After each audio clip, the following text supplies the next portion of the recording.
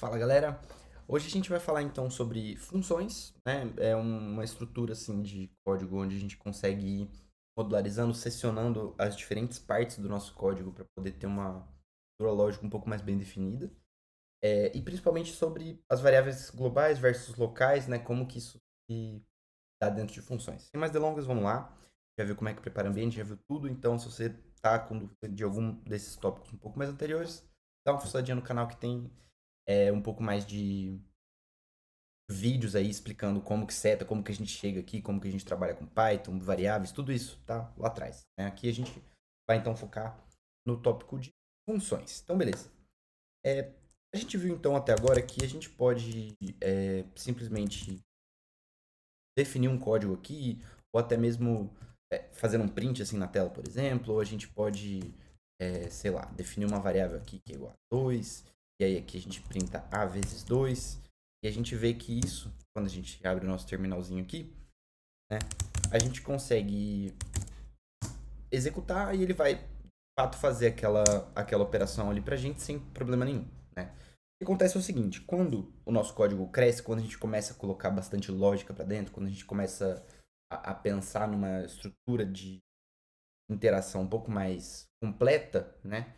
É, não é uma boa ideia a gente fazer o código simplesmente explícito e direto dessa forma, né? O que é interessante a gente separar isso em blocos lógicos, que é uma estrutura que a gente chama de funções, beleza?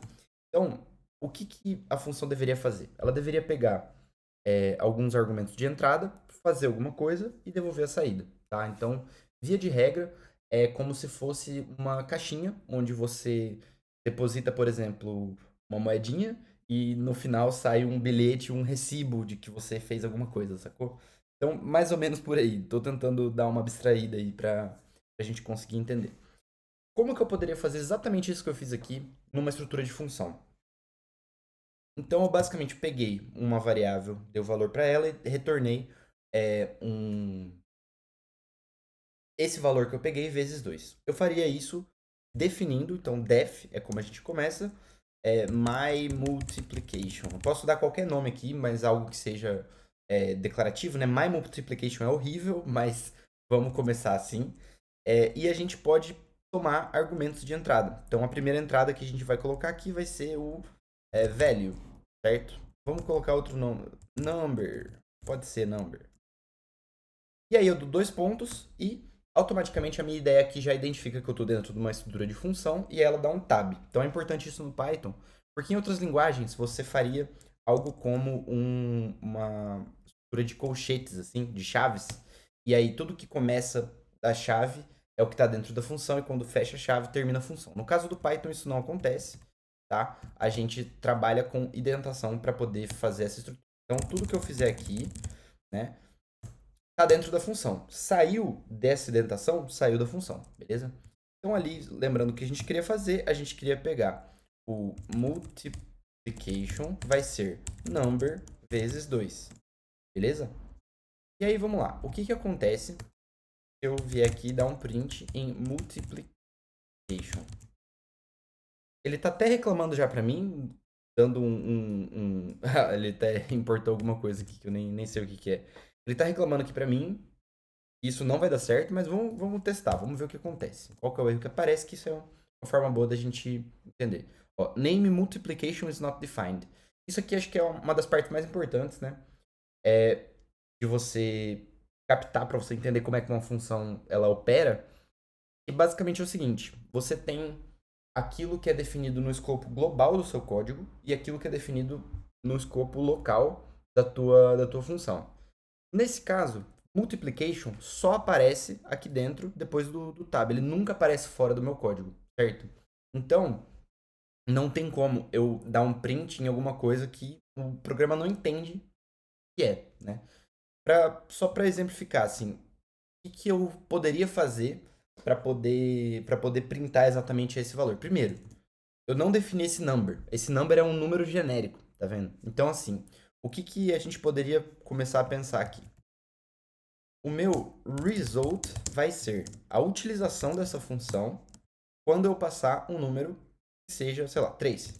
E aí eu vou dar um print no result. Então percebe, O result está chamando a operação da função e aí já está passando esse argumento aqui, esse number, como 3. E aí ele vai fazer o print aqui para mim do resultado, beleza? Ó, ele deu o print de none. Por quê? Cara, eu executei, eu passei o number aqui, ele multiplicou por 2 e ele retornou, ele atribuiu a multiplication, só que, cara, a função não faz nada depois disso. Ela atribui a multiplication dentro da função e acabou, né? Então, uma coisa que tem que sempre, ou via de regra, deve aparecer quando você espera um retorno, né? É o seguinte, return. Então, sempre você vai ver esse parzinho, def, nome da função, argumentos de entrada e retorno. Então, qual que é o retorno dessa função aqui? Multiplication. Então, agora sim, a gente deve esperar o resultado 6 sendo printado na tela, certo? Se eu tentar fazer um print de multiplication, a gente também não vai conseguir acessar. Vamos copiar. A gente não vai conseguir acessar porque isso está dentro da função, está definido dentro da função. Tem uma forma roubada da gente conseguir definir uma variável dentro da função e ela conseguir ser acessada fora dela, que eu honestamente não recomendo, tá? Vale a pena a gente falar aqui só por desencargo de consciência, né, que a gente pode usar essa função pré-definida do Python chamada global, onde a gente fala que multiplication é uma variável global, tá? E aí eu altero o estado de multiplication aqui para number vezes 2 e eu retorno ela depois. Vamos ver o que acontece aqui se a gente faz isso. Veja, eu chamei a função uma vez, atribuindo o valor 3, e aí depois eu fiz o print dessa variável global que foi alterada dentro da minha função. Então, assim, via de regra, a função ela é boa, porque ela é stateless, né? Ela não tem estado, então ela opera alguma coisa e a gente nunca mais vê o que acontece com as variáveis aqui dentro. Quando a gente introduz uma variável global, esse comportamento ele deixa de existir. E aí perceba, o que aconteceria se eu fizesse o seguinte? Nem vou atribuir a result, mas eu vou pegar e fazer o seguinte. 43. E aí, qual que é o resultado de my multiplication? 86, que é o dobro de 43. Só que eu alterei o estado uma vez, e aí depois ele sobrescreveu dizendo que na verdade agora é 86 o valor da variável global multiplication. Então, via de regra, cara, não precisei usar isso aqui praticamente nunca. Não, eu tô tentando lembrar de alguma utilização disso e honestamente eu prefiro trabalhar assim, tá? Onde, cara, a gente deixa a função sem estado, deixa a função executar apenas o que ela precisa com as variáveis dela, tá? E aí, assim, o que aconteceria se eu definisse aqui um my other. Opa! Um outro número. E aí, eu definiria aqui, de novo, a variável multiplication, só que agora é number, vezes 3. E aí eu vou dar um retorno do multiplication, certo? O que aconteceria se eu tentasse printar multiplication? Ele já está reclamando, dizendo que, multiplication is not defined. A minha ideia já está me falando isso. Então, cara, assim, não é necessariamente verdade que você só pode definir uma vez uma variável. Cara, não, você pode ter duas funções ali no mesmo código fazendo coisas similares, só que cada uma tem a sua própria multiplicação. Então, essa multiplication é uma variável dessa função aqui. Essa multiplication é uma variável dessa função.